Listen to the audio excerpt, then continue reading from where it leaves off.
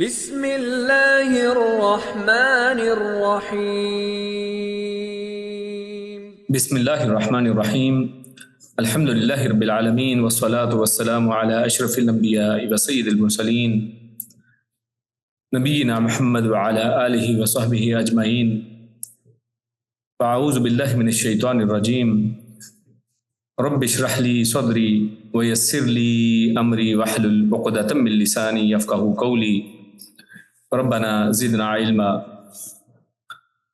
آج ہم انشاءاللہ تفسیر القرآن الکریم کے اس درس میں سورۃ التوبہ کی آیت نمبر 100 سے 103 تک کا مطالعہ کریں گے، اور آج کی ان آیات میں جو موضوعات ہیں ان میں سب سے پہلی آیت میں جو ہمارے سامنے ایک ترغیب ملتی ہے کہ دین میں سبقت لی جائے، تو دین میں سبقت کی ترغیب کا ذکر ہوگا، اور اللہ رب العزت نے اسی آیت میں ان لوگوں کا بھی تذکرہ کیا ہے کہ جن سے اللہ راضی ہو گیا۔ پھر منافقت کے جو خوگر ہیں، یعنی جن کے اندر منافقت کوٹ کوٹ کر بھری ہوئی ہے، اللہ رب العزت نے ان پر دوہرا عذاب ہونے کی بات کی ہے، اور پھر اس کے بعد تساہل اور سستی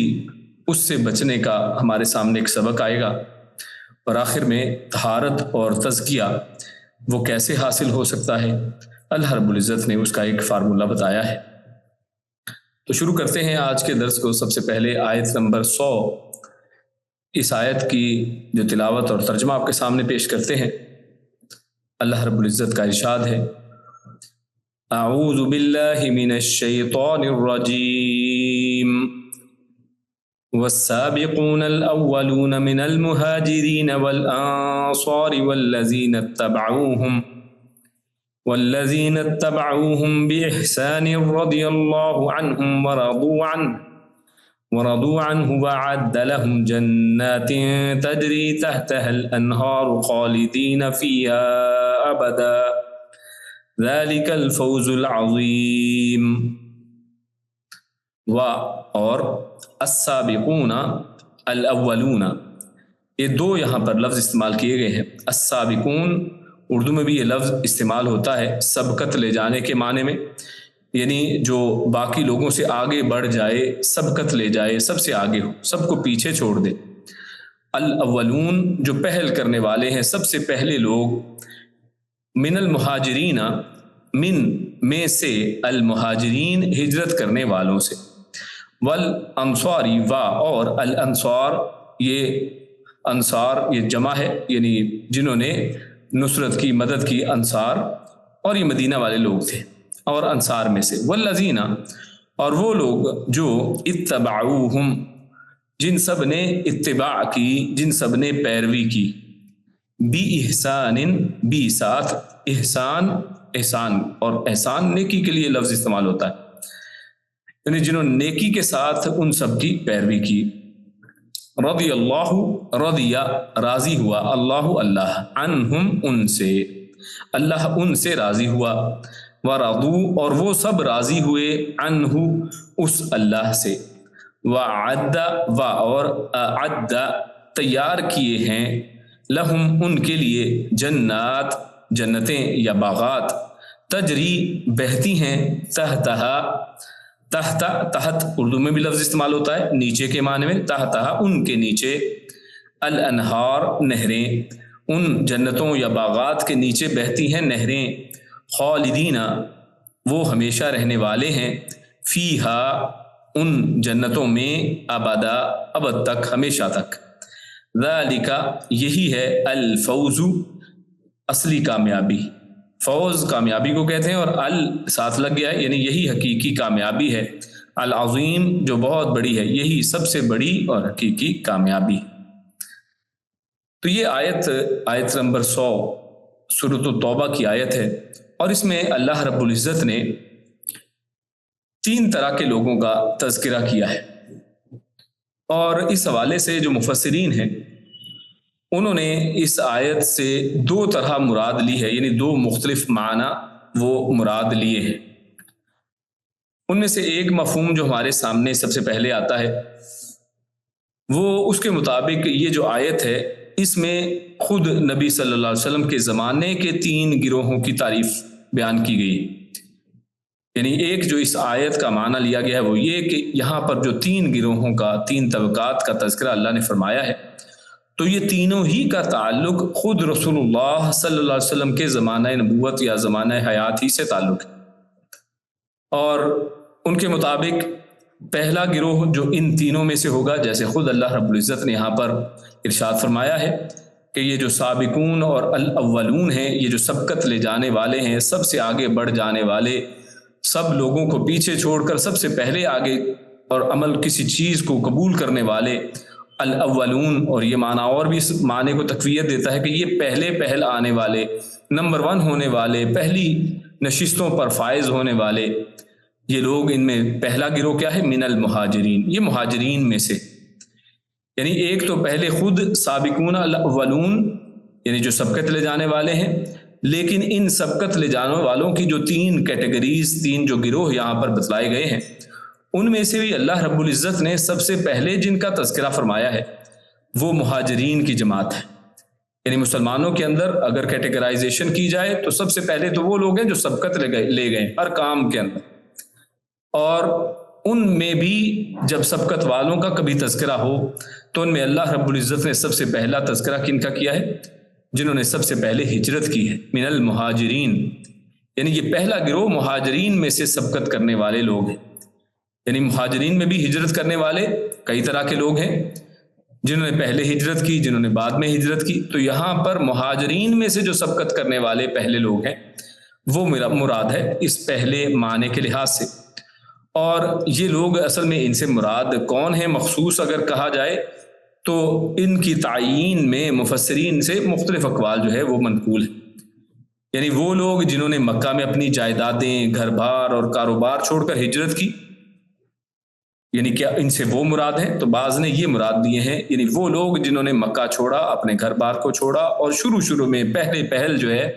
رسول اللہ صلی اللہ علیہ وسلم کے کہنے کے اوپر ہجرت کی ہے۔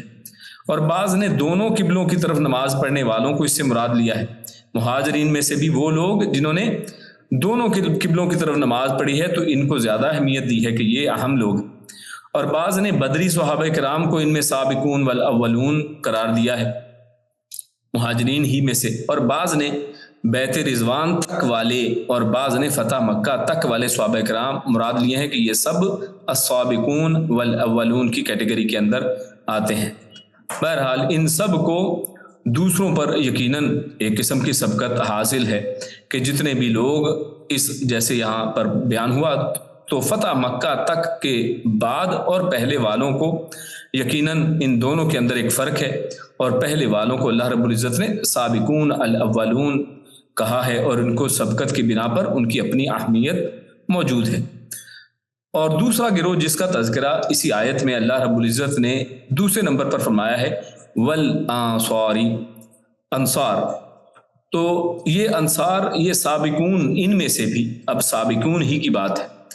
ایک طرف انصار ہے، سارے کے سارے انصار وہ لوگ کہ جنہوں نے رسول اللہ صلی اللہ علیہ وسلم کو اور جو مسلمان مہاجرین ہیں ان کو ویلکم کیا ہے، ان کو جب مدینہ میں ان کی تشریف آوری ہوتی ہے تو ان لوگوں کو ان کے سامنے اپنا ہر چیز تن من دھن کھول کر رکھ دیا ہے، ہر چیز کے اندر ان کو حصہ دار بنا لیا ہے۔ تو یہ ان سابقون میں سے بھی جنہوں نے مدینہ سے آ کر 11 نبوی میں مکہ میں حج کے موقع پر رسول اللہ صلی اللہ علیہ وسلم کے ہاتھ پر پہلی بیعت عقبہ کی، تو یہ 7 افراد اصل میں تھے جو 11 نبوی میں یہ تشریف لائے تھے مکہ مکرمہ میں حج کے دنوں کے اندر، حج کے موسم میں۔ اور دوسری بیعت عقبہ جو 12 نبوی میں ہوئی، یعنی اس سے 1 سال بعد،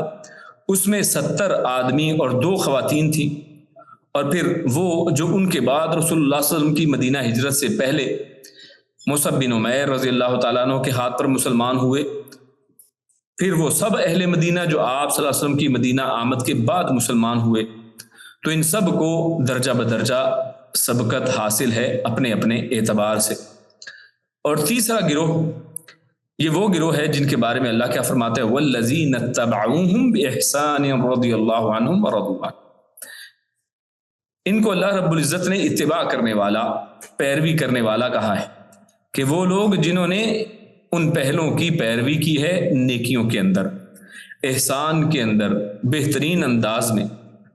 جنہوں نے سابقین مہاجرین انصار کے بعد ایمان لا کر ہجرت یا نصرت کا شرف حاصل کیا ہے. یعنی پہلے تو سابقین اولین ہو گئے جو مہاجر اور انصار ہیں. اب یہ بھی وہی لوگ ہیں جو رسول اللہ صلی اللہ علیہ وسلم کے زمانے کے لوگ ہیں، لیکن ان سابقین اور اولین کے اندر شمار نہیں ہوتے ہیں، بلکہ ان کی اتباع انہوں نے کی اور ان کے پیچھے پیچھے ان لوگوں نے بھی اسلام قبول کیا ہے، ان لوگوں نے بھی ایمان لایا ہے، ہجرتیں کی ہیں اور اللہ کے نبی صلی اللہ علیہ وسلم کی نصرت کا شرف حاصل کیا ہے. جیسا کہ سورۃ الانفال میں مہاجرین اور انصار کا تذکرہ کرنے کے بعد اللہ رب العزت خود ارشاد فرماتا ہے آیت نمبر 75 میں، فرمایا والذین آمنوا من بعد وہاجروا وجاہدوا معکم، اور جو لوگ بعد میں ایمان لائے اور ہجرت کی اور تمہارے ساتھ مل کر جہاد کیا. تو یعنی پہلے اس معنی کے اندر مفسرین نے ان مسلمانوں کو، ان صحابہ کرام کو اس میں شامل کیا ہے کہ جنہوں نے بعد میں اصل میں ایمان لایا ہے، بعد میں جہاد کیا ہے اور بعد میں ہجرتیں کی ہیں. گویا صلح حدیبیہ کے بعد رسول اللہ صلی اللہ علیہ وسلم کی زندگی میں ایمان لانے والے اس میں شامل ہیں، اور اس پر استقامت اختیار کرنے والے تمام صحابہ کرام رضوان اللہ علیہم اجمعین اس تیسرے گروہ میں شامل ہیں. تو یہ ہے اس آیت کا پہلا ایک معنی کہ جس کے اندر یہ سب لوگ جو تینوں کی تینوں کیٹیگریز ہیں، مہاجرین کی، انصار کی اور جنہوں نے اتباع کی ہے، ان سب سے مراد صحابہ کرام ہی کی جماعت کو لیا گیا ہے. لیکن ان کو دو انداز میں تقسیم کر لیا گیا کہ ان مہاجرین اور انصار کو تو سبقت اور اولیت حاصل ہے، اور اس کے بعد پھر وہ مسلمان، وہ صحابہ کرام ہیں کہ جنہوں نے صلح حدیبیہ کے بعد جو ہے اسلام قبول کیا ہے، اور یہ اصل میں ان پہلے مسلمانوں کے بعد ان کی پیروی کرنے والے اور انہی کی طرح جہاد میں اور ہجرت میں حصہ لینے والے اور مسلمانوں کی مدد و نصرت کے اندر آگے بڑھنے والے لوگ ہیں جنہوں نے اپنے آپ کو ثابت کیا ہے. تو یہ پہلا مفہوم اس آیت کا ہمارے سامنے آتا ہے. اور اسی طرح آلوسی رحمہ اللہ انہوں نے روح المعانی میں انہوں نے ایک اس کا دوسرا مفہوم ذکر کیا ہے اور بہت سے مفسرین سے اس کو ذکر کیا ہے. اور وہ کہتے ہیں کہ بہت سے مفسرین اس طرح گئے ہیں، یعنی اس طرف گئے ہیں کہ والسابقون الاولون من المہاجرین والانصار، یہ جو پہلا حصہ ہے اس آیت کا، اس سے مراد رسول اللہ صلی اللہ علیہ وسلم کے تمام صحابہ کرام ہیں. یعنی السابقون والاولون اس سے مراد تو اصل میں صحابہ کرام ہیں، جن میں مہاجر بھی شامل ہیں اور انصار بھی شامل ہیں، اور اس میں سبھی شامل ہیں. یعنی ان میں ان رسول اللہ صلی اللہ علیہ وسلم کی زندگی میں یہ حدیبیہ تک کے معاملے میں ان کو دو حصوں میں تقسیم نہیں کیا ہے، بلکہ سب کے سب صحابہ کرام وہ باقی بعد والے لوگوں کی نسبت میں سابق ہی ہیں، اول ہی ہیں، کہ سب ان کے بعد میں آتے ہیں، سب کا مقام و مرتبہ ان صحابہ کرام ہی کے بعد میں ہی ہے. تو وہ کہتے ہیں کہ تمام صحابہ کرام اس میں شامل ہیں. السابقون والاولون میں جو مہاجر جنہوں نے ہجرت کی، چاہے پہلے کی چاہے بعد میں کی، اسی طرح انصار چاہے جو پہلے مسلمان ہوئے یا بعد میں مسلمان ہوئے، تو یہ سب لوگ اس کے اندر شامل ہیں، کیونکہ انہیں رسول اللہ صلی اللہ علیہ وسلم کی صحبت کے شرف کی بنا پر بعد والے تمام لوگوں پر سبقت حاصل ہے. یعنی ان کے اندر والسابقون والاولون کا معنی اس طرح فٹ ہوتا ہے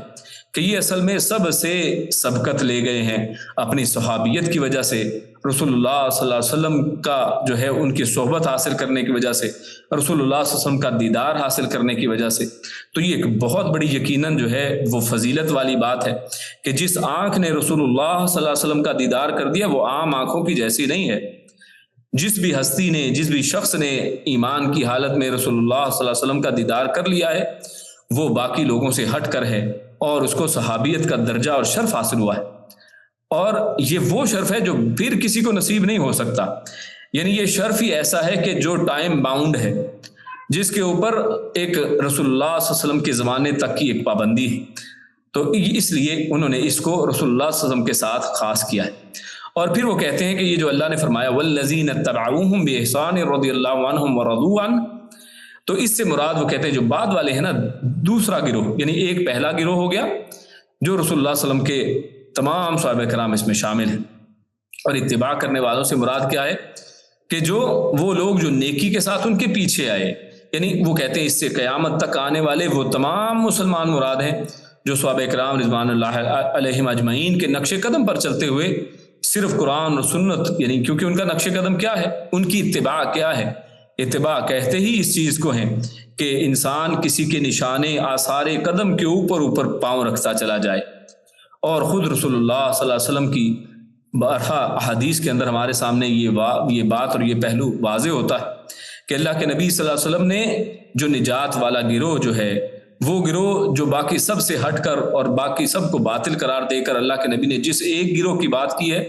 کہ جو حق پر ہونے والا ہے، وہ ہے کہ جو اس پر چلے جس پر اللہ کے نبی نے فرمایا جس پر آج میں ہوں میرے صحابہ کرام. یعنی رسول اللہ صلی اللہ علیہ وسلم کی صحیح معنی میں اتباع کرنے والے اور اللہ کے نبی صلی اللہ علیہ وسلم اور صحابہ کرام کی اتباع کیا ہے؟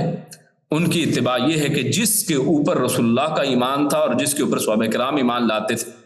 جس طریقے سے دین کے اوپر اللہ کے نبی اور اللہ کے نبی کے بعد ان کے صحابہ کرام ایمان لانے والے تھے، وہ طریقہ. اور وہ طریقہ کیا تھا؟ وہ قرآن اور سنت کا طریقہ تھا کہ قرآن مجید کی آیت آ جائے تو اس کے اوپر سر تسلیم خم کریں، اللہ کے نبی صلی اللہ علیہ وسلم کا فرمان آ جائے تو ان کے اوپر ان کی جانیں نشاور ہو جائیں. تو یہ ہے اتباع ان لوگوں کی کہ جو صحابہ کرام ہیں، ان کی زندگیاں ہمیں یہ بتاتی ہیں کہ یہ انداز تھا ان کا. تو ان کے نقشے قدم پر چلنے والے، ان کی اتباع کرنے والے، ان کی پیروی کرنے والے. یعنی یہ کیسے ہو سکتا ہے کہ کوئی شخص یہ دعویٰ کرے کہ میں تو ان کی اتباع کرتا ہوں، ان کی پیروی کرتا ہوں، لیکن وہ دین میں نت نئے طریقے ایجاد کرے جو صحابہ کرام کے اندر موجود نہیں تھے. خود صحابہ کرام کی زندگیوں میں بلکہ 200-300 سال تک جو طریقے رائج نہیں تھے، جیسے تقلید کا طریقہ ہے، اسی طرح یہ جو میلاد کا جو طریقہ آج نکال لیا گیا ہے، یہ سب جو ہیں وہ ہیں جو صحابہ کرام کی اتباع میں آپ کو نہیں ملتے. اگر آپ واقعی صحابہ کرام کے نقش قدم پر چلیں تو کیا صحابہ کرام سے آپ کو اس طرح کی کوئی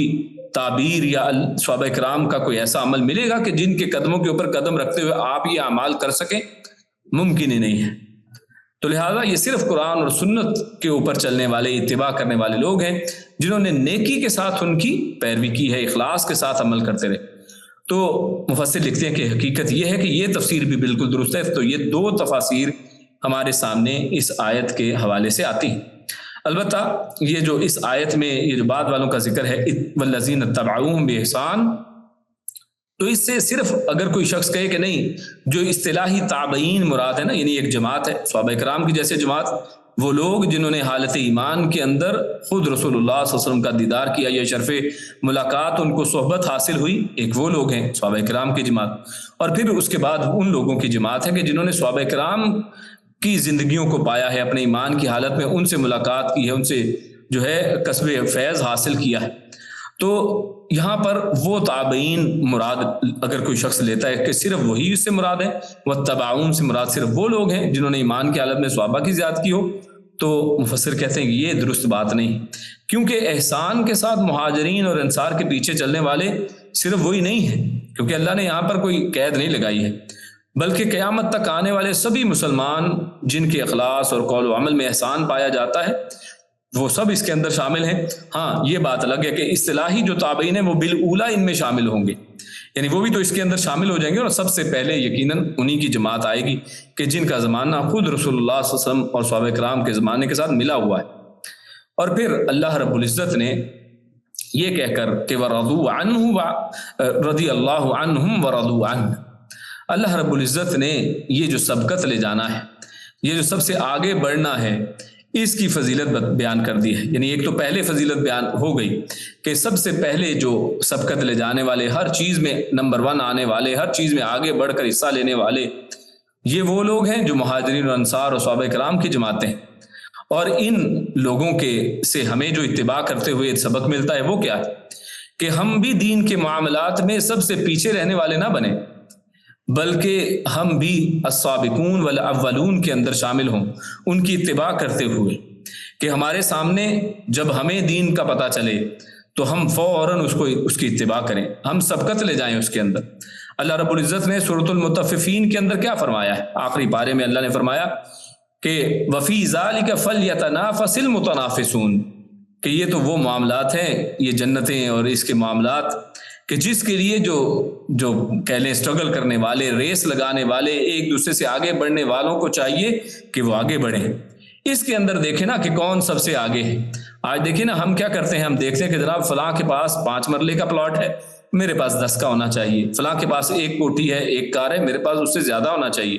فلاں جناب بلین ایئر اور ملین ایئر ہیں تو ہمارے پاس بھی اتنا ہونا چاہیے، تو ہم ان سے اپنے مقابلے کرتے ہیں، جبکہ اللہ رب العزت والسابقون الاولون یہ وہ ہیں جن کے بارے میں اللہ نے فرمایا رضی اللہ عنہم ورضوا عنہ، اللہ ان سے راضی ہو گیا اور وہ اللہ سے راضی ہو گئے۔ تو اللہ تعالیٰ ان سے راضی ہو گیا، اس کا مطلب کیا ہے کہ اللہ نے ان کی نیکیاں قبول کر لی، یعنی جو بھی احسان کیا ہے انہوں نے اپنی زندگیوں میں ہجرت کر کے، نصرت کر کے اور اتباع کر کے نیکیوں کے ساتھ، رضی اللہ عنہ، اللہ رب العزت نے ان کی نیکیاں قبول کر لی، راضی ہو گیا اللہ ان کی نیکیوں سے، ان کے اعمال سے، ان کی بشری لغزشوں کو معاف فرما دیا اور وہ ان پر ناراض نہیں ہے۔ رضا جو ہے یہ ناراضگی کے اپوزٹ ہوا کرتی ہے، تو کوئی یہ نہیں کہہ سکتا ہے کہ جن کے بارے میں اللہ کہہ رہا ہے کہ اللہ ان سے راضی ہو گیا، لیکن آج کا ایک شخص یوٹیوبر کھڑا ہو اور وہ کہے کہ جناب اللہ ان سے راضی نہیں ہوا ہے، اور ان کے اندر وہ کیڑے نکالتا ہے اور وہ کہتا ہے کہ جناب میں اس وجہ سے ایک رکعت نماز نہیں پڑھتا ہوں کیونکہ سیدنا معاویہ نے وہ پڑھی ہے، یعنی یہ ہے بغض کی وہ علامت، اور یہ ہے ان کی اتباع نہ کرنا بلکہ ان سے بغض رکھنا جن سے اللہ رب العزت راضی ہونے کی باتیں کر رہا ہے، رضی اللہ عنہم ورضوا عنہ، کہ اللہ رب العزت ان سے راضی ہو گیا ہے اور اللہ ان سے ناراض نہیں ہے، کیونکہ اگر ایسا نہ ہوتا تو ان کے لیے جنت کی نعمتوں کی بشارت کیوں دی جاتی جو اللہ خود فرمائے وَعَدَّ لَهُمْ، اللہ نے تیار کر رکھی ہیں، کرنی نہیں ہے بلکہ پہلے سے تیار کر رکھی، باغات ہیں جن کے نیچے نہریں بہتی ہیں اور وہ اس میں ہمیشہ رہیں گے، ہمیشہ ہمیش، 2 دفعہ ذکر کیا، خالدین فیہا، وہ اس میں ہمیشہ رہنے والے ہیں، ابدا، ہمیشہ تک، ابد تک، اور اللہ نے ان کو کامیاب بھی فرمایا ذالک الفوز العظیم، کہ یہ ہے جو سب سے بڑی اور بہت بڑی کامیابی۔ تو چونکہ اللہ تعالیٰ کی رضا کے حصول اور جنت میں داخلے کی خوشخبری کی جو وجہ بیان ہوئی ہے نا یہاں پہ، یعنی ہجرت اور نصرت، غور کریں وہ تو دائمی ہے، یعنی یہ چیز کیا اس کے اندر کیا ان کو کوئی نکال سکتا ہے؟ یعنی جس نے ہجرت کر لی رسول اللہ صلی اللہ علیہ وسلم کے ساتھ اور اللہ کے نبی کے زمانے میں، جو مہاجرین میں سے ہو گیا ایک دفعہ، جو انصار میں سے ایک دفعہ ہو گیا، اب اس کو کیسے آپ نکال سکتے ہیں؟ تو یہ دائمی ایک جو ہے نا وہ اس کے اندر وجہ اس کی بیان کر دی گئی ہے، یہ ایسی وجہ ہے کہ جس کے اندر سے آپ کسی کو خارج نہیں کر سکتے، تو کوئی شخص پھر ان سے یہ اعزاز چھین کیسے سکتا ہے؟ اس لیے اس پر ملنے والی بشارت بھی دائمی ہے، یعنی پھر یہ نہیں آپ کہہ سکتے کہ نہیں یہ تو بعد میں نا کئی لوگ ایسے ہو گئے تھے، کئی لوگ بعد میں مرتد ہو گئے تھے، تو اللہ کو پتہ نہیں تھا؟ تو یہ تو اللہ رب العزت کے اوپر ایک بہت بڑی تہمت اور الزام ہے کہ کسی کے مرتد ہونے کا تصور کوئی کیسے کر سکتا ہے، کیونکہ اللہ تعالیٰ ایسے شخص کو اپنی رضا اور جنت کی خوشخبری دے ہی نہیں سکتا ہے جس کے متعلق اسے علم ہو کہ اس نے مرتد ہو جانا ہے، تو اللہ کیسے پھر کہے گا کہ رضی اللہ عنہ؟ اور دوسرا فرمایا ورضوا عنہ، کہ اللہ رب العزت نے جو ان کے ساتھ وعدے کیے ہیں نا اور جو ان کے لیے انعام رکھے ہیں ان کو دیکھ کر وہ سب بھی راضی ہو گئے کہ اللہ رب العزت نے جو ہمیں عطا کر دیا ہے وہ بہت ہے۔ تو یہ اللہ رب العزت کی طرف سے رضا اور ان لوگوں کا اللہ سے راضی ہو جانا، اور دوسرا معنی یہ کہ اللہ رب العزت جو کچھ ان کے لیے حکم فرماتا ان کے اوپر تنگی آتی یا آسانی آتی، ہر چیز کے اوپر وہ رضامند تھے۔ وہ ہمارے جیسے لوگ نہیں تھے کہ جب کوئی نعمت مل گئی تو اس کے اوپر وہ خوش ہیں، لیکن جب کوئی قدر، جیسے اللہ رب العزت سورۃ الفجر کے اندر ارشاد فرمایا ہے کہ جب اس کے رزق کو تنگ کر دیا جاتا ہے تو وہ پھر اس کے اوپر اعتراض کرتا ہے، تو یہ اعتراض نہیں بنتا ہے، بلکہ وہ لوگ ہر صورت میں اللہ کے جو دیے ہوئے کے اوپر راضی رہنے والے تھے۔ جب اللہ ان سے راضی ہے تو وہ بھی اللہ رب العزت کے ساتھ راضی ہیں، تو لہٰذا ایسے لوگوں کے بارے میں یہ کیسے کہا جا سکتا؟ کیونکہ اللہ تعالیٰ ایسے شخص کو اپنی رضا اور جنت کی خوشخبری دے ہی نہیں سکتا جس کے متعلق اسے علم ہو کہ اس نے مرتد ہو جانا ہے۔ تو یہ اس وجہ سے ہم ان کے بارے میں ایسی باتیں نہیں کر سکتے ہیں، اور جو لوگ ایسی باتیں کہتے ہیں کرتے ہیں ان لوگوں کو ہوش کے ناخن لینے چاہیے، کہ کہتے نا کہ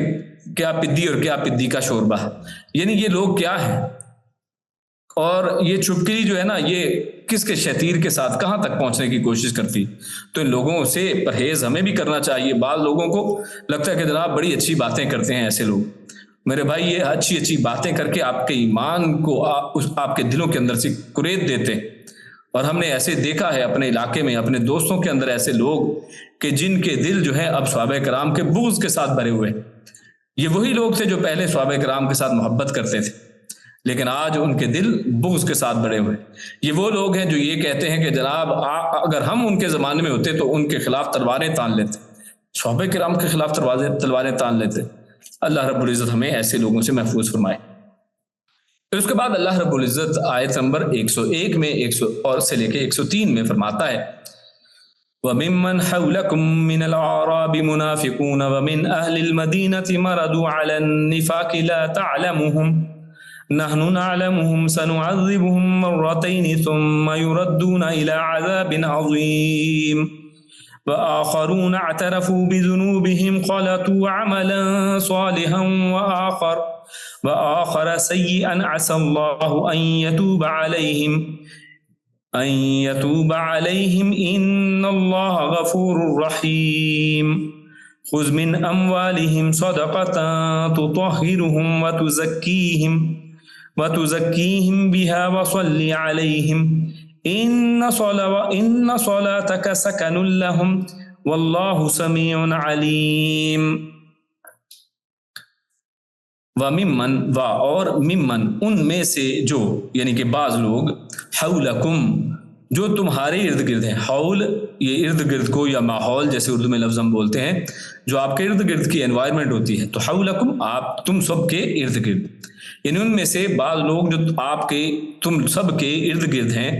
من العرابی اعراب میں سے، اعراب پچھلی دفعہ ہم نے ذکر کیا تھا یعنی دیہاتی یا صحرا نشین بادیہ نشین لوگ، منافقون وہ سب منافق ہیں، ومن اہل المدینہ اور من میں سے اہل المدینہ مدینہ میں سے بھی، یعنی بعض اعرابی بعض دیہاتی ان میں سے وہ جو ہیں جو آپ کے ارد گرد ہیں، اور جو بعض ان میں سے اہل مدینہ ہیں، مدینہ کے اندر شہر میں رہنے والے بھی وہ منافق ہیں۔ مردو علی النفاق، مردو جو سب اڑے ہوئے ہیں، جو سب جو ہیں یعنی بالکل کہنے ان کی زندگی اور ان کے دلوں کے اندر وہ گھر کر چکا ہے، مردو علی النفاق نفاق پر، جو نفاق پر اڑے ہوئے ہیں، لا تعلمہم لا نہیں تعلمہم تم جانتے انہیں، یعنی یہاں پر صیغہ واحدہ ہے، یعنی کہ آپ صلی اللہ علیہ وسلم آپ انہیں نہیں جانتے، نحن نعلمہم نحن ہم سب، ہم نعلمہم یعنی اللہ رب العزت کی طرف سے صیغہ ہے، نحن ہم نعلمہم ہم ان کو جانتے ہیں، سنعذبہم سا ان قریب، نعذب ہم عذاب دیں گے، ہم انہیں، اور مرتین دو مرتبہ یا دوہرا، ثم پھر یردون وہ سب لوٹائے جائیں گے، رد کر دیے جائیں گے، الی عذاب ایک عذاب کی طرف، عظیم بہت بڑے، وآخرون اور کچھ آخر یعنی دوسرے، اعترفوا جن سب نے اعتراف کیا، جن سب نے مان لیا، بذنوبہم اپنے گناہوں کا، یعنی جنہوں نے اپنے گناہوں کا اعتراف کر لیا، اپنے گناہوں کو مان لیا، خلطو ان سب نے ملایا، خلط ملت کرنا یہ اردو میں بھی ہم لفظ استعمال کرتے ہیں، یعنی ان سب نے ملا لیا، مکس اپ کر دیا، عملاً اپنے عملوں کو، صالحاً عملاً صالحاً اچھے عمل کو، انہوں نے اچھے عملوں کو مکس کر لیا، ملا لیا، وآخر سیئاً اور آخر دوسرا سیئاً برا، یعنی انہوں نے برا عمل اور اچھا عمل ان سب کو ملا لیا۔ عسى اللہ قریب ہے، عسى اصل میں امید کے معنی میں آتا ہے، لیکن اللہ رب العزت کے ساتھ ان کے تعلق سے، اللہ کے تعلق سے جب بات کی جائے تو یہ یقین کے معنی میں آتا ہے، یعنی یقیناً قریب ہے کہ اللہ یتوبہ وہ توجہ فرمائے، مہربانی فرمائے، توبہ قبول فرمائے، علیہم ان پر، ان اللہ بے شک اللہ غفور بہت بخشنے والا ہے، رحیم نہایت مہربان ہے۔ خذ لے لیجئے، یعنی آپ پیارے حبیب صلی اللہ علیہ وسلم آپ لے لیجئے، من سے اموالہم ان کے مالوں میں سے، صدقہ تو طہرہم آپ پاک کریں انہیں، آپ اور طہر یہ طہارت کا جو لفظ اردو میں بھی ہم استعمال کرتے ہیں، تو طہرہم آپ پاک کریں انہیں، وتزکیہم اور آپ تزکیہ کریں ان کا، بہا اس کے ذریعے سے، وصلی اور دعا فرمائیں، علیہم ان کے حق میں، ان بے شک صلاتک آپ کی دعا، سکن سکون والی ہے، لہم ان کے لیے، واللہ اور اللہ سمیع خوب سننے والا ہے، علیم خوب جاننے والا ہے۔ یہاں پر اللہ رب العزت نے سب سے پہلے آیت نمبر 101 میں فرمایا وَمِمَّنْ حَوْلَكُمْ مِنَ الْأَعْرَابِ مُنَافِقُونَ وَمِنْ أَهْلِ الْمَدِينَةِ، اب جیسا کہ ہم نے پیچھے دیکھا کہ اللہ رب العزت نے ان لوگوں کا تذکرہ کیا کہ جو یقینی ایمان والے ہیں بلکہ سابقون اور اولین ہیں. اور اس سے پہلے یہ منافقین کا اور اس طرح کا تذکرہ چل رہا تھا. تو اب اس کے بعد پھر دوبارہ یہ بات جو ہے منافقین کی طرف دوبارہ لوٹ رہی ہے. تو اللہ نے فرمایا کہ منافقین میں سے ایک گروہ، ان میں سے، ممن یعنی سب کی بات نہیں ہو رہی، ان میں سے. کن میں سے؟ من الاعرابی، یعنی آپ کے ارد گرد سب اعرابی ایسے نہیں ہیں، کیونکہ پچھلی دفعہ بھی تفسیر میں یہ ذکر آیا تھا کہ بعض اعرابی وہ ان کے جو ہے ان کے اندر نفاق پایا جاتا تھا، جبکہ بعض اعرابی وہ ایمان والے تھے. تو اس لیے یہاں پر صرف منافقین کی بات کی جا رہی ہے. وَمِمَّنْ حَوْلَكُمْ، یعنی جو آپ کے ارد گرد اعرابی یا دیہاتی ہیں، ان میں سے منافقون، ان میں سے منافق بھی ہیں. اور منافق ان میں سے بھی ہیں وَمِنْ أَهْلِ الْمَدِينَةِ، جو مدینہ والے ہیں، یعنی جو شہری ہیں، شہری آبادی میں سے بھی آپ کو منافقین مل جائیں گے. تو یہ لوگ اپنے نفاق میں کیسے ہیں؟ اللہ رب العزت نے ان کے نفاق کی کیفیت بیان کی. وہ کیسا ہے؟ مردو علی النفاق، وہ نفاق میں اس طرح کے ہیں کہ جیسے مردو. یہ مردو اصل میں اس کا معنی اگر عربی زبان میں دیکھیں تو اصل میں ایسی چیز کو کہتے ہیں کہ جو بہت ملائم ہو، جس کو گھس گھس کر بالکل ملائم کر دیا گیا، یا ایسا گھوڑا کہ جس کے اوپر کہہ لیں کہ بال نام کی کوئی چیز نہ ہو، بالکل ایسے ملائم سا. یا پھر اسی طرح وہ جوان کہ جس کے چہرے پر ابھی بال نہیں آتے، بالکل ایسے ملائم سا چہرہ ہے اس کا. یا اسی طرح وہ ٹہنی کہ جس ٹہنی کے اوپر پتے نہیں ہوتے ہیں، تو بالکل ایسے ملائم سی ٹہنی ہے. تو ان سب کے لیے اسی طرح اسی کا جو روٹ ورڈ ہے وہ استعمال ہوتا ہے. تو اس سے پتہ یہ چلتا ہے کہ یعنی یہ وہ لوگ ہیں کہ جو اتنے چکنے ہیں اور ایسے ہیں کہ اپنے نفاق کے اندر بالکل ایکسپرٹ، اس میں اڑے ہوئے ہیں، اور اس میں آپ کو پتہ ہی نہیں چلتا ان کے نفاق کا، جبکہ ان کا نفاق جو ہے اس کے اندر یہ بالکل ایکسپرٹ ہے، مشاق ہیں، ماہر ہو گئے ہیں. یعنی اتنے ہی جیسے کسی راستے کے اوپر بار بار چلا جائے نا تو اس کے اوپر جو ہے گھاس رہتا ہی نہیں ہے، وہ بالکل ملائم ہو جاتا ہے. بار بار استعمال کی وجہ سے پتھر جیسے بعض پتھر گھس کر بالکل ملائم ہو جاتے ہیں. تو یہ مردو علی النفاق، یہ نفاق میں اس طرح اتنے گھس چکے ہیں، اتنے ماہر اور مشاق ہو گئے ہیں، ماہر ہو گئے ہیں کہ رسول اللہ صلی اللہ علیہ وسلم جیسی ہستی جو ہے وہ اپنی فراست کے باوجود، اپنی ذہانت اور قوی جو انداز، اللہ کے نبی صلی اللہ علیہ وسلم کے جو اندازے تھے ان کے باوجود ان کا تعین نہیں کر پاتی تھی. ہاں سوائے ان کے کہ جن کے بارے میں اللہ رب العزت جو ہے وحی کے ذریعے سے بتا دے تو اللہ کے نبی صلی اللہ علیہ وسلم کو پتہ چل جاتا. یا پھر یعنی جو اللہ رب العزت نے علامات جو ذکر فرمائی کہ ان کے لہجے، ان کے جو لین دین، ان کے چال چلن، اخلاق سے جو علامات ہمیں پتہ چلتی ہیں تو ان کے ذریعے سے کوئی ظاہر ہو جاتا. یا پھر اللہ رب العزت جن کے بارے میں واضح فرما دیتا. لیکن یہ وہ لوگ تھے کہ جو پکڑ میں نہیں آتے تھے، پتہ ہی نہیں چلتا تھا. اس لیے اللہ نے کیا فرمایا؟ لا تعلمہم، کہ آپ انہیں جانتے نہیں ہیں، آپ ان کو نہیں جانتے. نحن نعلمہم، ہم ان کو جانتے ہیں. تو اس آیت سے ایک جو بد عقیدگی ہے، جو عقیدے سے تعلق رکھنے والا ایک معاملہ ہے، اس کا بھی حل نکلتا ہے. وہ یہ کہ بعض آج جو شرک کے رسیہ لوگ ہیں وہ انہوں نے ہر وہ صفت جو اللہ رب العزت کی صفت ہے اس کو رسول اللہ صلی اللہ علیہ وسلم، اور بلکہ رسول اللہ صلی اللہ علیہ وسلم سے بھی بڑھتے ہوئے جب ایک عادت پڑ جاتی ہے نا تو پھر انسان آگے بڑھتا چلا جاتا ہے. تو انہوں نے پہلے رسول اللہ صلی اللہ علیہ وسلم کو اس کے مطابق بنایا، اور بعد میں پھر انہوں نے اپنے اولیاء، اپنے صلحاء اور ہر ایک کو اس کے اندر شامل کر لیا. اور ان میں سے وہ ایک صفت جس کا یہاں پر تعلق اور تذکرہ ہے وہ کیا ہے، اور جس کا بلکہ یہاں پر اس کا انکار اللہ نے فرمایا لا تعلمون، وہ یہ ہے کہ اللہ کے نبی صلی اللہ علیہ وسلم غیب نہیں جانتے ہیں.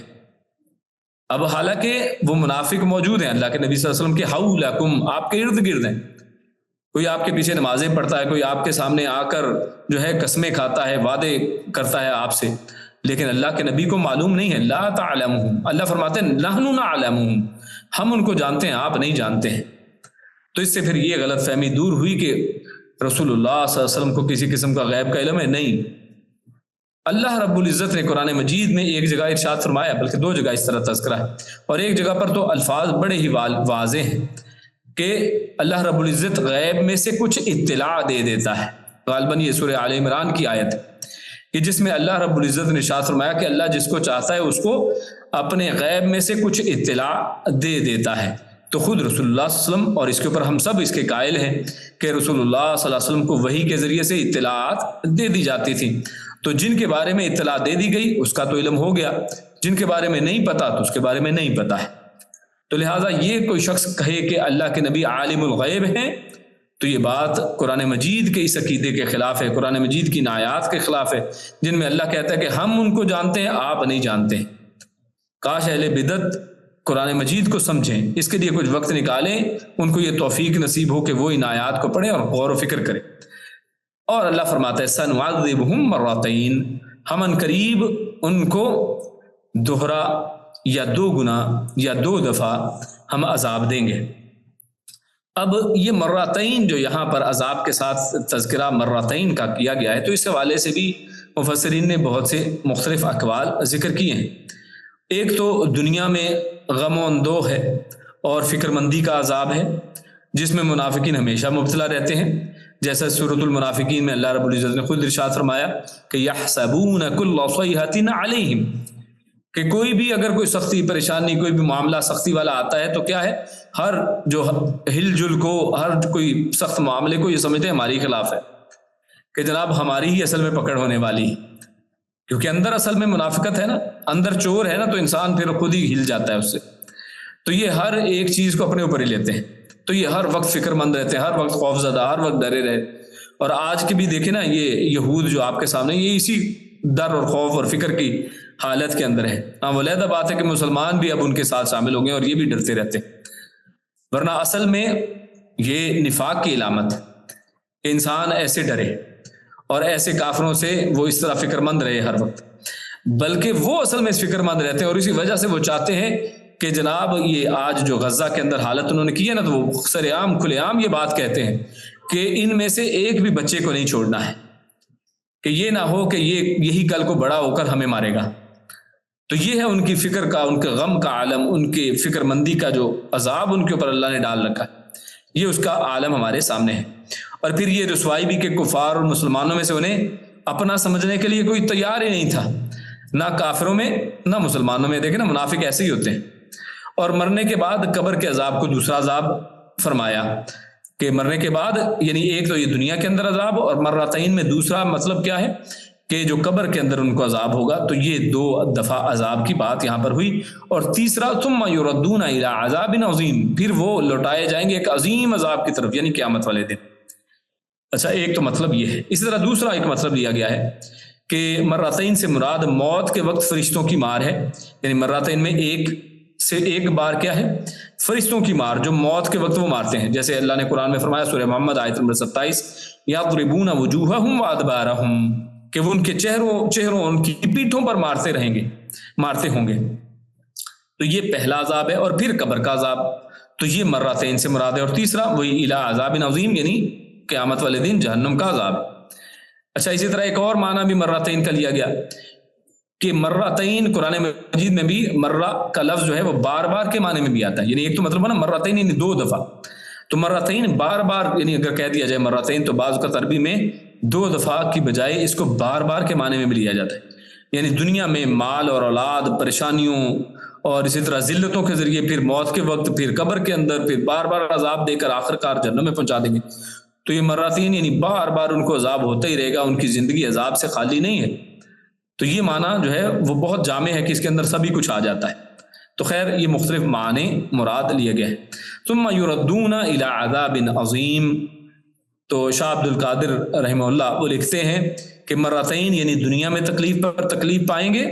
اور پھر آخرت میں پکڑے جائیں گے۔ تو یہ ہے یردون الی عذاب عظیم، کہ ان کو پھر لوٹایا جائے گا، یعنی بھاگ نہیں سکتے، کہ کسی بھی طرف وہ جائیں تو گھوم پھر کے وہ لوٹ کر اپنے اسی عذاب عظیم کی طرف ہی جائیں گے کہ جو اللہ نے ان کے لیے مقدر کر دیا ہے۔ اس کے بعد آیت نمبر 102 ہے، اللہ فرماتا ہے وآخرون اعترفوا بذنوبہم، پھر کچھ دوسرے ایسے ہیں کہ جنہوں نے اپنے جو گناہ ہیں ان کا اعتراف کر لیا۔ تو آپ دیکھیے کہ پہلے سب سے بہترین لوگوں کا تذکرہ آیا، پھر سب سے بدترین منافقوں کا تذکرہ پچھلی آیت میں آ گیا، آیت نمبر 101 میں، اور اب عام مسلمانوں کا یہاں پر تذکرہ ہے کہ جن کے صالح اعمال بھی ہیں اور جن کی کچھ خطائیں، کچھ سیئات بھی ہیں، برے کام بھی ہیں، تو خلطوا عملا صالحا وآخر سیئا، تو ان کے جو عمل ہیں وہ ملے جلے سے ہیں، نیکیاں بھی کر لیتے ہیں برے کام بھی کر لیتے ہیں. یعنی مثال اس کی مجھے لے لیں اور اسی میرے جیسے بہت سے لوگوں کو لے لیں کہ ہم جیسے وہ لوگ ہیں کہ جن کے گناہ اور نیکیاں وہ ملی جلی سی. مفسرین نے یہاں ابو لبابہ رضی اللہ تعالیٰ عنہ وغیرہ کا تذکرہ فرمایا ہے کہ وہ مخلص مسلمان ہونے کے باوجود تبوک پر نہ جا سکے. یعنی اس سے ایک مخصوص طرف بھی اشارہ کیا گیا ہے. یعنی ایک تو اس کا عام معنی ہے کہ اس میں سب وہ لوگ مراد ہیں کہ جن کے اعمال ملے جلے ہیں. اور مفسرین نے یہاں پر ابو لبابہ ان کا بھی تذکرہ کیا ہے کہ جو تبوک میں نہیں جا سکے. اور اس مفہوم کی اکثر روایات وہ کہتے ہیں کہ مرسل ہیں، لیکن الاستیاب فی بیان الاسباب میں ابن عباس رضی اللہ تعالیٰ عنہ اور اس طرح جابر رضی اللہ تعالیٰ عنہ کی ایک روایت کو حسن قرار دیا گیا ہے کہ جس میں ابو لبابہ رضی اللہ تعالیٰ عنہ اور ان کے ساتھیوں کے پیچھے رہ جانے پر اپنے آپ کو مسجد کے ستونوں سے باندھنے اور پھر آخر کار اللہ کے حکم سے رسول اللہ صلی اللہ علیہ وسلم کے انہیں اپنے ہاتھ سے کھولنے کا تذکرہ ملتا ہے. اور یہ آیات جیسے وآخرون اعترفوا بذنوبہم اور آگے جو آیت آئے گی ان صلاتک سکن لہم تک، ان آیات کا جو ذکر ہے وہ اس حدیث میں صحیح جو حسن حدیث ہے اس میں ملتا ہے کہ اتنا جو چیز واقعہ وہ ثابت ہے. تو یہ یعنی ان کے ساتھ بھی اس کو خاص کیا گیا اس آیت کو کہ وہ لوگ کہ جن سے کچھ خطائیں بھی ہوئیں لیکن ان سے کچھ جو ہے وہ نیکیاں بھی ان کے اندر شامل ہیں اور برائی بھی شامل ہے. کچھ خطا بھی ہے لیکن ہیں وہ مومن ہیں، وہ نیک لوگ، اور ان کے دل کے اندر جو ایمان ہے اس کے اندر کوئی شک نہیں. اور کیوں؟ اس کی آگے وجہ ہے عسى اللہ ان یتوب علیہم ان اللہ غفور رحیم. اور یہاں پر عسا جو ہے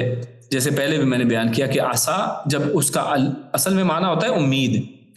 لیکن جب اللہ کے تعلق سے اللہ کی نسبت سے یہ لفظ آئے تو اس کا معنی امید نہیں کرتے بلکہ اس کا معنی یقین کے معنی میں ہوتا ہے کہ یقیناً اللہ رب العزت ان کی طرف توجہ فرمائے گا. اور ان اللہ غفور رحیم، اور یقیناً اللہ رب العزت جو ہے یقیناً وہ کیا ہے؟ بہت بخشنے والا، بہت رحم کرنے والا ہے. تو اس وجہ سے اللہ تعالیٰ کی طرف سے امید یقین کا فائدہ یہ ہمیں اس آیت سے پتہ چل گیا. اور بخاری میں اس آیت کی تفسیر جو کچھ درج کی گئی ہے جو حدیث نمبر 4674 میں ہے کہ وہ فرماتے ہیں امام بخاری رحمہ اللہ کہ سمرہ بن جندب رضی اللہ تعالیٰ عنہ نے بیان کیا کہ رسول اللہ صلی اللہ علیہ وسلم نے فرمایا کہ آج رات 2 آنے والے میرے پاس آئے، انہوں نے مجھے اٹھایا، پھر وہ مجھے ایک ایسے شہر میں لے گئے جو سونے اور چاندی کی اینٹوں سے بنایا گیا تھا. وہاں میں نے کچھ لوگوں کو دیکھا جن کا نصف بدن سب سے زیادہ خوبصورت شخص کی طرح تھا جو تم دیکھنے والے ہو، اور نصف اس بدصورت ترین شخص کی طرح تھا جو تم دیکھنے والے ہو. دونوں فرشتوں نے ان لوگوں سے کہا کہ اس نہر کے اندر داخل ہو جاؤ. وہ اس میں داخل ہو گئے، پھر ہماری طرف واپس آئے تو ان سے وہ بدصورتی جا چکی تھی. یعنی وہ لوگ جب اس نہر میں داخل ہو کر باہر نکلتے ہیں تو بدصورتی جا چکی تھی اور وہ بہترین صورت میں بدل چکے تھے.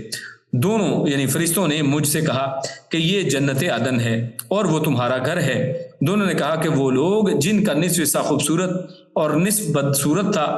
تو یہ وہ لوگ ہیں جنہوں نے نیک عمل کیے اور ان کے ساتھ برے عمل بھی ملا جلا دیے تو اللہ تعالیٰ نے ان سے درگزر فرما دیا.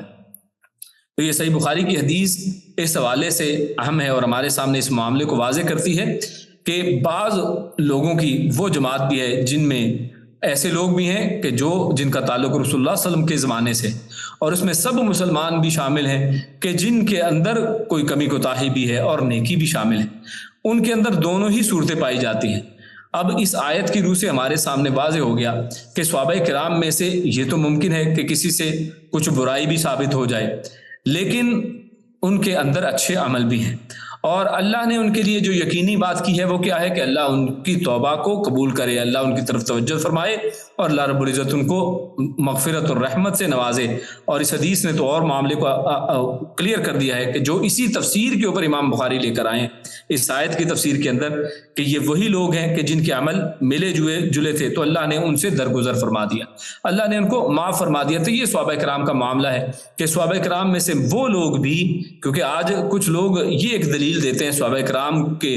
جو معاملات ہیں، مشاجرات ہیں یا ان کے اندر جو کمی کوتاہی ہیں ان کو ڈسکس کرتے ہیں، اور ان کو ڈسکس کرتے ہوئے وہ کہتے ہیں کہ اس میں کوئی حرج والی بات نہیں ہے. تو یقیناً اگر ان کے اندر کوئی غلطی جو ثابت ہو صحیح حدیث سے. ہاں ہم یہ ہرگز اجازت نہیں دے سکتے کہ آپ صحابہ کرام سے تعلق رکھنے والی کوئی چیز ایسے ہی تاریخ کی کتابوں سے اٹھائیں اور کہیں جناب یہ دیکھیں ان کے بارے میں لکھا ہے, اور تاریخ میں جو ہے وہ ریسرچ اور اس کی صحیح اور صحت کے اوپر بات نہ کریں اور کہیں جناب کچھ بھی لے لیں گے آپ, اور من مرضی کی احادیث کچھ صحابہ کے لیے تو لے لیں اور کچھ کے لیے نہ لیں, اور کسی کے لیے ان کے خلاف جانے والی لے لیں, تو یہ معاملہ یقیناً قابل قبول نہیں ہے. ہاں جو چیزیں اگر کوئی ثابت ہیں, جیسا کہ اس معاملے میں ہمارے سامنے یہ ثبوت ہے کہ تبوک کے اندر جو صحابہ کرام نہیں جا سکے تھے تو ان کے حوالے سے یہ باتیں ہمارے سامنے آتی ہیں, لیکن نتیجہ کیا ہے؟ نتیجے کو غور کریں کہ کیا ایسا نتیجہ ہے کہ اللہ رب العزت نے ان کے لیے مغفرت نہیں رکھی, اللہ نے ان کو عذاب دینا ہے؟ کیا یہ بات ہوئی ہے یہاں پر؟ بالکل نہیں ہوئی. تو پھر ان ہستیوں کا نام جو ہے ہمارے لیے, ہمارا تو یہی بنتا ہے کہ ہمارے لیے وہ سر آنکھوں کے اوپر ہے اور ہمارے لیے ایسے ہی ہیں کہ عزتوں کے لائق ہیں, اور ہمارے لیے تو ان کے حوالے سے یہی ہماری امید اور ہمارا یقین ہونا چاہیے کہ جیسے اللہ نے فرما دیا صلی اللہ ان یتوب علیہم, کہ اللہ نے ان کو معاف کر دیا ہے, اللہ نے ان کو درگزر فرما دیا, جیسا کہ خود اللہ کے نبی فرما رہے ہیں اپنے یہ خواب کا واقعہ. آج رات 2 آنے والے میرے پاس آئے تو یہ خواب کا واقعہ, اللہ کے نبی صلی اللہ علیہ وسلم کا جو خواب ہے وہ نبوت کا خواب ہے, اور وہ یقین ہے اس خواب کی حیثیت ہمارے جیسے خوابوں کی نہیں, بلکہ اللہ کے نبی کے خواب جو ہیں وہ بھی وحی کے ذریعے سے, اللہ رب العزت اس میں جو دکھاتا ہے وہ سچ ہے اور وہ حق ہے اور وہ یقینی بات ہے. اس کے بعد آگے آخری آیت جو آج کی اس کی طرف چلتے ہیں. اللہ فرماتا ہے خذ من اموالہم صدقہ. اب یہ جو یہاں پر بات کی جا رہی ہے نا کہ ان کے مالوں سے صدقہ لے لیں, تو یہ اصل میں وہ جو پچھلی آیت آئی ہے نا کہ جس کے اندر صحابہ کرام کی وہ جماعت کا تذکرہ آیا کہ جن کے اور عام لوگوں کا بھی اس میں تذکرہ ہے کہ جن کے اعمال ملے جلے سے ہیں, نیکیاں بھی ہیں, کچھ برائیاں بھی ہیں ان کے اندر, کچھ غلطیاں بھی ہو گئی ان سے. تو ابن عباس رضی اللہ تعالیٰ عنہما ان کی روایت جو پچھلی آیت کی تفسیر میں ذکر ہوئی اس میں ہے کہ جب ان لوگوں کی توبہ قبول ہو گئی تو یہ اپنے اموال لے کر آپ صلی اللہ علیہ وسلم کی خدمت میں حاضر ہوئے. یعنی جب توبہ قبول ہو گئی, اللہ رب العزت نے ان کی توبہ قبول کر لی, اللہ کے نبی صلی اللہ علیہ وسلم نے ان کی توبہ خود اللہ کے حکم سے قبول کر لی. اب غور کرنے کی بات ہے, دیکھیے اللہ رب العزت تو ان کی توبہ قبول کر لے, اللہ کے نبی ان کی توبہ قبول کر لیں, اور اس کے بعد ہم نہیں قبول کرتے. ہم کون ہیں اور ہمارے میں کتنے ہی لوگ ہیں؟ پورا ایک جماعت موجود ہے کہ جو صحابہ کرام کے اوپر تان کرتی ہے, جو سابقون والاولون کے اوپر تان کرتی ہے, جو ابو بکر صدیق پر تان کرتی ہے, جو عمر رضی اللہ تعالیٰ عنہ کے اوپر تان کرتی ہے, جو عثمان رضی اللہ تعالیٰ عنہ کو برا بلا کہتی ہے, جو سیدنا علی کو جو ہے ان کے اوپر کفر کے فتوے لگاتی. یعنی ایسے وہ لوگ ہیں کہ جو صحابہ کرام کی جماعت کے اوپر تان کرتے ہیں, جو طلحہ زبیر کے اوپر تان کرتے ہیں, جو مغیرہ بن شعبہ رضی اللہ تعالیٰ عنہ کے اوپر تان کرتے ہیں. تو یہ لوگ, ان لوگوں کو ہوش کے ناخن لینے چاہیے کہ ان لوگوں کی توبہ اللہ نے قبول فرما لی ہے. تو یہ اپنے اموال لے کر, یہ خصوصاً یہاں پر دیکھیے تبوک کا جو معاملہ چل رہا ہے تو یہ وہ ہے کہ یہ اپنے اموال لے کر آپ صلی اللہ علیہ وسلم کی خدمت میں حاضر ہوئے, کیونکہ توبہ تو اب قبول ہو گئی ہے تو انہوں نے چاہا کہ اب ہم اپنے مال بھی لے کر جاتے ہیں. اور یہ غور کیجیے یہاں پر صدقہ کا لفظ ہے, اور آپ جانتے ہیں کہ صدقہ کو صدقہ کیوں کہتے ہیں؟ صدقہ کو صدقہ اس لیے بھی کہتے ہیں کہ یہ اصل میں آپ کے صدق کا اظہار ہے, اس سے آپ کے ایمان کا پتہ چلتا ہے. تو ان لوگوں نے دیکھیے توبہ قبول ہوئی ہے تو فوراً اپنے ایمان کا اظہار کیا ہے, اپنا صدقہ لے کر آئے ہیں, حاضر ہوئے ہیں کہ ہمارا صدقہ قبول فرمائیے اور ہمارے لیے استغفار کیجئے. لیکن کیا ہوتا ہے کہ آپ صلی اللہ علیہ وسلم نے صدقہ قبول کرنے سے انکار فرما دیا کہ مجھے اللہ نے حکم نہیں دیا ہے, تو اس پر یہ آیت نازل ہوئی اور آپ نے ان کا صدقہ قبول فرما لیا. یعنی اللہ کے نبی ابھی رکے ہیں کہ اللہ کے حکم کے پابند ہیں. اللہ کے نبی صلی اللہ علیہ وسلم خود سے تو کوئی فیصلہ نہیں کرتے تھے, ٹھیک ہے نا. ماں محمد یعنی اللہ کے نبی صلی اللہ علیہ وسلم جب بھی کوئی بات کرتے ہیں تو کیا کرتے ہیں؟ وہ وحی یوحا, وہ اللہ ان کی طرف وحی کرتا تھا. تو اللہ کے نبی صلی اللہ علیہ وسلم نے انتظار کیا اور پھر اللہ نے یہ آیت نازل کی خذ من اموالہم صدقہ, کہ آپ ان کے مالوں میں سے صدقہ لے لیجئے. اور صرف صدقہ نہیں لیجئے کہ اچھا اوپر سے صدقہ لے لیا ہے, اندر سے ناراض ہی بیٹھے ہوئے نہیں. تو طہرہم, آپ پاک کریں انہیں, وتزکیہم, آپ تزکیہ کریں ان کا بھی, وصلی علیہم, آپ ان کے لیے دعائیں کریں. اب یہ ہے مقام و مرتبہ ان صحابہ کرام کا ان غلطیوں کوتاہیوں کے باوجود. تو غور کریں, جب کسی شخص کے اندر اس کی توبہ قبول کر لی جاتی ہے تو وہ ایسے پاک ہوتا ہے جیسے اس نے کوئی گناہ کیا ہی نہیں. اور بعض صحابہ کرام کے بارے میں اسی طرح کی چیزیں آتی ہیں کہ ایک صحابیوں میں سے, یعنی ایک مرد اور عورت کا تذکرہ ہمیں ملتا ہے صحیح حدیث میں سے, کہ جن سے زنا ہو جاتا ہے اور ان کو سنسار کیا جاتا ہے. طویل واقعہ، مختصر یہ کہ جب ان کو سنسار کیا جاتا ہے تو ان کے چیٹے جب ایک صحابی کے کپڑوں پر پڑتے ہیں اور وہ کچھ کراہت کا اظہار کرتے ہیں تو اللہ کے نبی صلی اللہ علیہ وسلم کیا فرماتے ہیں کہ ان کی اگر توبہ کو 100 لوگوں پر یا پورے مدینے کے اوپر تقسیم کر دیے تو سب کی مغفرت کے لیے کافی ہو جائے. یعنی یہ ہے وہ مقام، یعنی ایک گناہ بھی ہو جائے لیکن ان کی توبہ کا عالم یہ ہوا کرتا تھا، ان کے رجوع الی اللہ کا عالم یہ ہوا کرتا تھا کہ اللہ رب العزت ان کی توبہ اس انداز میں قبول کرتے تھے. آج ہمارے اندر یہ ہے، ہم سے تو ایک جھوٹ بول لینا تو اس جھوٹ کو چھپانے کے لیے 100 اور جھوٹ بولتے ہیں، ہم اس کے اوپر توبہ نہیں کرتے ہیں. اور ہم جیسے جو ہیں گندے اور اس طرح کے لوگ جو ہیں، ہم ان لوگوں کے اوپر، پاک رستیوں کے اوپر بات چیت کرتے ہیں تو یہ مناسب جو ہے معلوم نہیں ہوتا ہے. تو خیر، اس حکم میں ان اعتراف گناہ کرنے والوں کا صدقہ قبول کرنے کے ساتھ تمام مسلمانوں سے بھی صدقہ وصول کرنے کا حکم ہے. یعنی یہ خاص صرف ان کے لیے نہیں ہے، یعنی اس میں ظاہر ہے ایک تو واقعے کے تعلق سے اس بات کا ہو گیا تعلق، اور دوسرا آیت کا عموم یہ بتاتا ہے کہ سب کے لیے ہے. خذ من اموالہم صدقہ، ان کے مالوں میں سے صدقہ لے لیجئے. تو یہاں پر اس میں تمام مسلمانوں سے صدقہ لینے کا ذکر ہے، کیونکہ زکوٰۃ اسلام کے بنیادی ارکان خمسہ میں شامل ہے. تو رسول اللہ صلی اللہ علیہ وسلم کی عدم موجودگی میں ان کے نائب کو صدقہ ادا کرنا ہوگا. یعنی صدقہ جب دے تو خذ کہہ کر اللہ رب العزت نے یہ حکم کسی بھی اسلامی ریاست کے جو امیر، جو قائد، جو بھی نائب ہوگا، جو خلیفہ ہوگا، اس کے ذمہ لگا دیا ہے کہ آپ ان لوگوں میں سے ان سے صدقہ لیجئے. اور یہاں پر صدقہ سے مراد زکوٰۃ بھی ہے اور عام صدقات بھی، مفسرین نے دونوں ہی معنی ذکر کیے ہیں. اور پھر اس کا فائدہ کیا ذکر کیا ہے کہ یہ صدقہ یہ کیا آپ کو کرتا ہے، اس سے فائدہ کیا حاصل ہوتا ہے. تو طہارت و تزکیہ آپ اس سے حاصل کر سکتے ہیں. یعنی کوئی شخص چاہتا ہے کہ وہ اگر اس کو گناہوں کے اوپر کوئی پشیمانی ہے، اور ہم سب جو ہیں گناہوں سے بھرے ہوئے لوگ ہیں،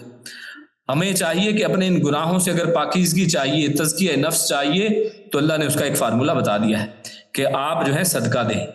آپ زکوٰۃ ادا کریں. تو اللہ فرماتا ہے تطہرہم وتزکیہم بہا. تو اس سے زکوٰۃ اور صدقات کی فضیلت پتہ چلتی ہے کہ یہ انسان کے مال کو بھی اور انسان کو بھی اس کے گناہوں کو پاکی کا اور گناہوں سے پاک ہونے کا ذریعہ بنتی ہے، اور اس سے دونوں میں اضافہ بھی ہوتا ہے. اور زکوٰۃ کا جو لفظ ہے وہ اضافے کے معنی میں بھی آتا ہے. تو اللہ رب العزت نے یہاں پر بڑھوتری کا معنی کہ آپ اس زکوٰۃ کو، صدقات کو لیں اور اس کا تزکیہ کریں. اور تزکیہم جیسے یہاں پر عربی زبان کے حوالے سے لکھا گیا ہے کہ کیونکہ یہ جو تزکیہم کا لفظ ہے وہ زکا یزکو اس سے مشتق ہے، تو پاک ہونے اور بڑھنے دونوں معنی میں آتا ہے کہ آپ ان کے مال کو پاک بھی کیجئے. تو اس میں تزکیہ بھی ہو گیا، اور اس مال کو صدقے کے ذریعے سے بڑھنے کا بھی معنی اس میں پیدا ہو گیا. یعنی پتہ یہ چلا کہ انسان جب صدقہ یا خیرات دیتا ہے تو مال میں کمی نہیں آتی ہے. جب انسان زکوٰۃ ادا کرتا ہے تو مال کم نہیں ہوتا ہے بلکہ مال پاک ہو جاتا ہے، اور جب کوئی چیز پاک ہو جاتی ہے تو اس کے اندر برکت پیدا ہو جاتی ہے. تو یہ برکت کا باعث ہے. اور ویسے بھی صدقہ جو ہے جیسے پہلے بیان کیا ہو کہ صدقہ کا معنی، اس کا معنی ہی یہ ہے کہ یہ ایمان کا دعوے کی تصدیق کا ایک ذریعہ ہے. تو اللہ رب العزت نے پھر اس کے اوپر فرمایا وَصَلِّ عَلَيْهِمْ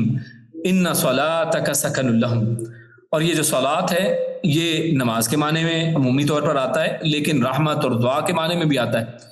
جیسے صلوا علیہ وسلموا تسلیما، یا اللہم صلی علی محمد وعلی آل محمد، یہ ہم الفاظ بولتے ہیں. تو وہاں پر نماز کا معنی نہیں بلکہ رحمت اور اس کی دعا کے معنی میں یہ آتا ہے. تو یہاں اللہ تعالیٰ نے آپ صلی اللہ علیہ وسلم کو صدقہ پیش کرنے والوں کے لیے مغفرت اور رحمت کی دعا کا حکم دیا ہے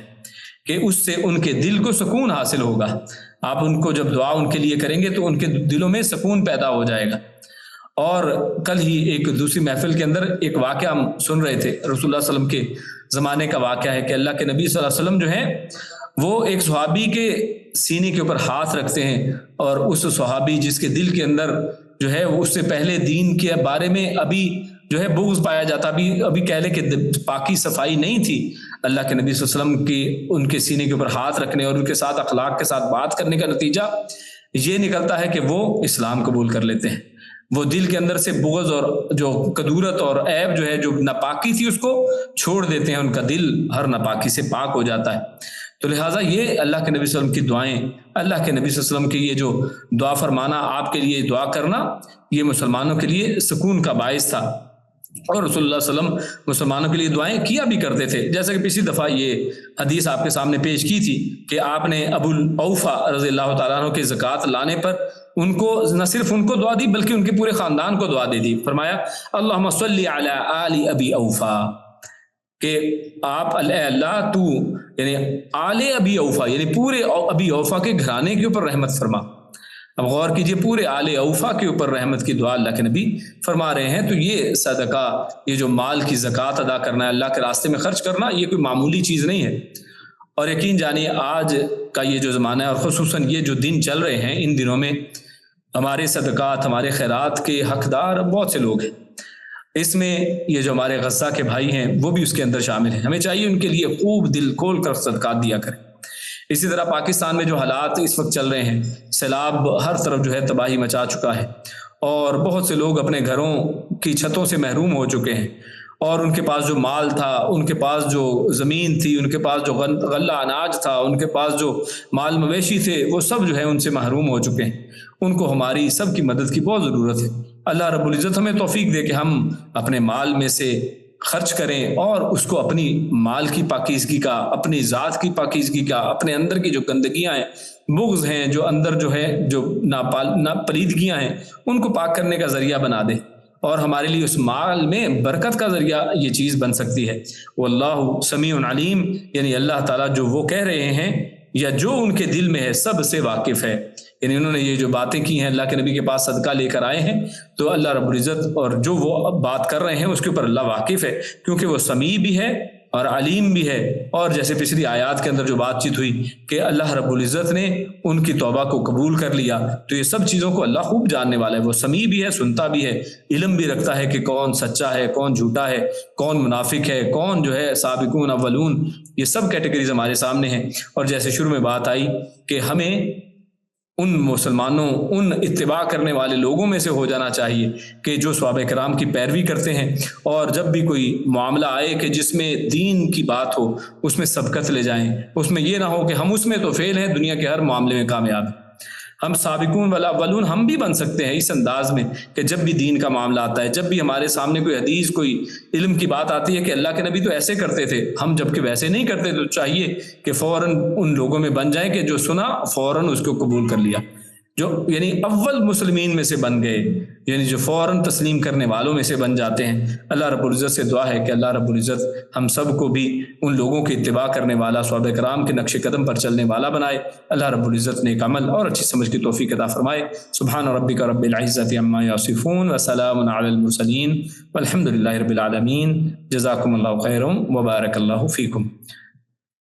جس کے بعد کوئز ہے اور میں آپ کے سامنے سوالات رکھتا ہوں. سب سے پہلا سوال ہے والسابقون الاولون، تو سبقت لے جانے اور پہل کرنے والوں سے کون لوگ مراد ہیں؟ اس طرح سوال ہے والذین اتبعوہم بإحسان، تو نیکی کے ساتھ ان کی پیروی کرنے والے کون لوگ ہیں؟ رضی اللہ عنہم ورضوا عنہ، تو امور دین میں سبقت لے جانے کی کس طرح ترغیب دلائی گئی ہے؟ اور اللہ نے فرمایا لا تعلمہم، تو منافقین کے متعلق اس جملے سے کس بدعقیدگی کا رد ہوتا ہے؟ اور آیت میں اللہ نے فرمایا سنعذبہم مرتین، کہ دوہرے یا دو بار عذاب سے یہاں پر کیا مراد ہے؟ کیونکہ اس کے مختلف معنی بیان کیے گئے. اور اس طرح اللہ فرماتا ہے وآخرون اعترفوا بذنوبہم، تو یہاں کون لوگ مراد ہیں اور ان کا انجام کار کیا ہے؟ کہ جو آخرون ہیں اور جنہوں نے اعترفوا بذنوبہم، جنہوں نے اپنے گناہوں کا اعتراف کر لیا. اور پھر آیت ہے خذ من اموالہم صدقہ، یہاں صدقہ سے کون سا صدقہ مراد ہے؟ اور پھر اسی آیت میں اللہ نے فرمایا جو خذ من اموالہم صدقہ، تو ابن عباس رضی اللہ تعالیٰ عنہما کی حدیث کی روح سے صدقے کی قبولیت کس چیز کی دلیل ہے؟ اور تطہرہم وتزکیہم بہا، اللہ نے یہ بھی فرمایا. تو اس آیت میں طہارت اور پاکیزگی کے حصول کا کیا طریقہ بتایا گیا ہے؟